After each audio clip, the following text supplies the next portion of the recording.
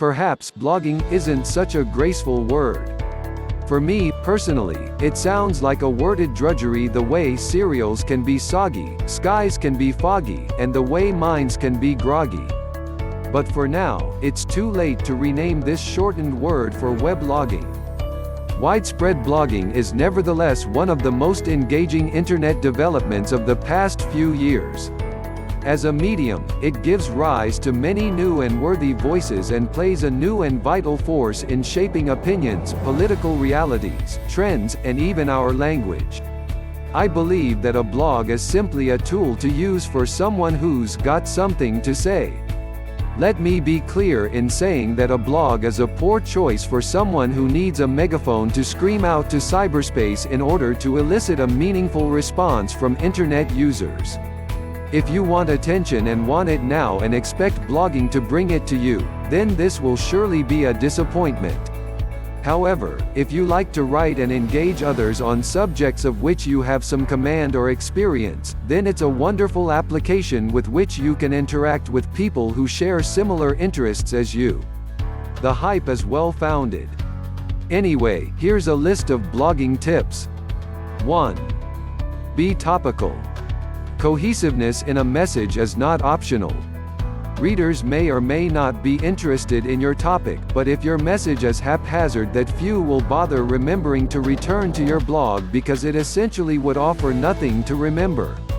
This doesn't mean blogs can't jump from subject to subject. For instance, a blog with a humorous focus has all the leeway in the world for the subject matter, but it would be foolish for such a blog to turn the humor on and off. In such an example, the aspect of humor would be content's glue, the strength of the blog. The beauty of staying on point and on topic is that eventually, due to the nature of the internet, you will find those interested solely in your topic. As opposed to online diaries. There are millions of them on the internet, few have any readers. Email me with examples if I'm wrong and I'll be able to show you why you're showing me a blog and not a diary. 2. Refresh your content. Create a schedule and stick to it. Realizing that blogging requires time and effort, don't create unrealistic expectations and be unable to deliver. An occasional lapse or holiday is generally understood, but readers returning to find stale, outdated content is going to find another blog with similar content. New blogs and RSS feeds are popping up on a daily basis. If you have worked hard to develop an audience and a community, you don't want to lose them due to lack of communication. And remember, what's old is not new and, for blogs, thusly not interesting. 2006 isn't the time to rail against Enron or Vanilla Ice. Insight doesn't matter much to yesterday's news. 3. Clear language counts. Blessed is the blog with a clear line of logic. Write without inside jokes, clique-y catchphrases or ambiguous logic. First-time readers need to be close to your message. They are more likely to return to blogs that strike them positively. If the first read is confusing, there will not be a second read. 4. Feed the spiders.